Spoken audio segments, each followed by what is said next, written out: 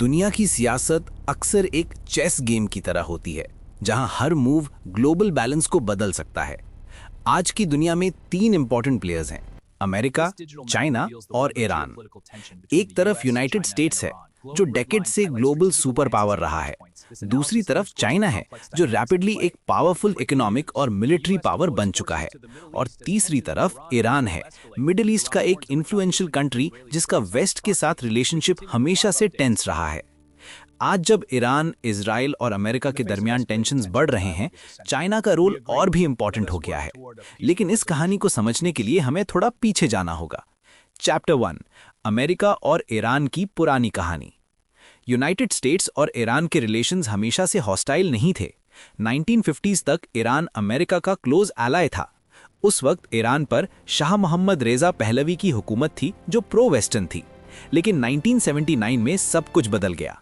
Iran में Islamic revolution हुई, जिसमें शाह की गवर्नमेंट गिर गई और आयतोला रूहुल्लाह खुमैनी की लीडरशिप में इस्लामिक रिपब्लिक एस्टैब्लिश हो गई। इस रेवोल्यूशन के बाद ईरान और अमेरिका के रिलेशंस रैपिडली खराब हो गए। अल जजीरा के मुताबिक ईरान ने अमेरिका को अपना सबसे बड़ा जियोपॉलिटिकल अपोनेंट समझना शुरू कर दिया, जबकि अमेरिका ने ईरान पर सैंक्शंस लगाने शुरू कर दिए। अगले डेकेड्स में दोनों कंट्रीज के दरमियान टेंशंस बढ़ती रहीं।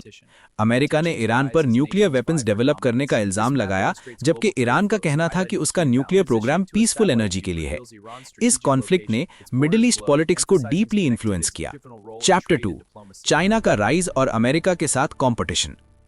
कोल्ड वॉर के बाद दुनिया में अमेरिका सबसे पावरफुल कंट्री बन गया था, लेकिन 21st सेंचुरी में एक नया कॉम्पिटिटर उभरकर सामने आया, चाइना।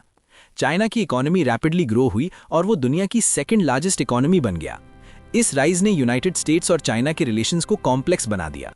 एक तरफ दोनों कंट्रीज ट्रेड पार्टनर्स हैं, लेकिन दूसरी तरफ उनके दरमियान टेक्नोलॉजी कंपटीशन, मिलिट्री राइवलरी और जियोपॉलिटिकल इन्फ्लुएंस का स्ट्रगल भी चल रहा है।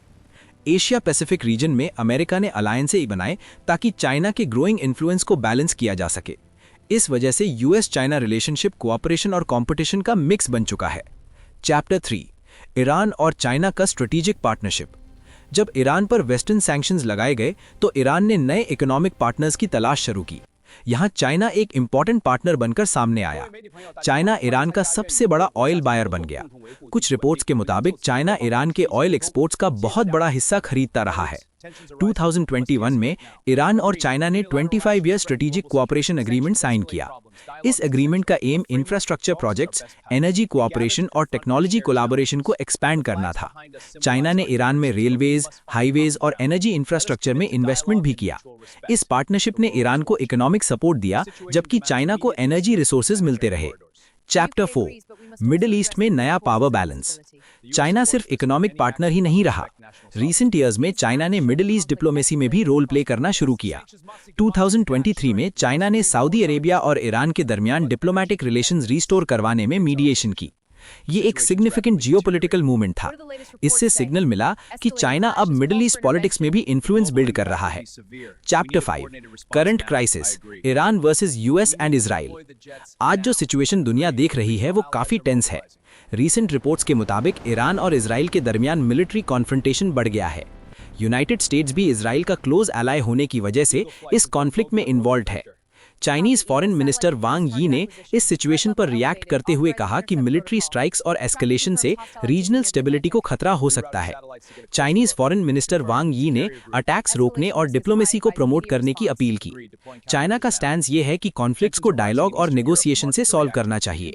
चैप्टर 6, चाइना का strategic calculation. China openly Iran की तरफ मिलिट्री सपोर्ट नहीं दे रहा।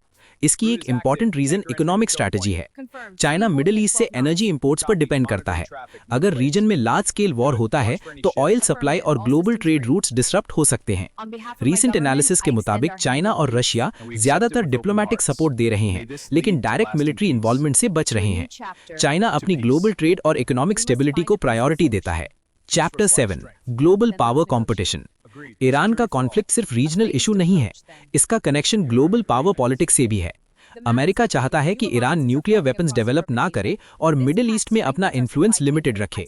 चाइना और रशिया चाहते हैं कि ग्लोबल सिस्टम मल्टीपोलर हो, जहां अमेरिका सिंगल डोमिनेंट पावर ना हो। इसी वजह से ईरान जियोपॉलिटिक्स में एक इंपॉर्टेंट पीस बन गया है। Conclusion, a dangerous balance. आज की दुनिया एक नए जियोपॉलिटिकल एरा में एंटर हो रही है। अमेरिका और चाइना के दरमियान कंपटीशन बढ़ रहा है। ईरान मिडिल ईस्ट का एक क्रूशियल स्ट्रेटेजिक प्लेयर बना हुआ है। अगर डिप्लोमेसी सक्सीड होती है तो टेंशन्स रिड्यूस हो सकती हैं, लेकिन अगर कॉन्फ्लिक्ट्स एस्केलेट हुए तो ये सिर्फ रीजनल वॉर नहीं बल्कि ग्लोबल पावर स्ट्रगल में भी तब्दील हो सकती है।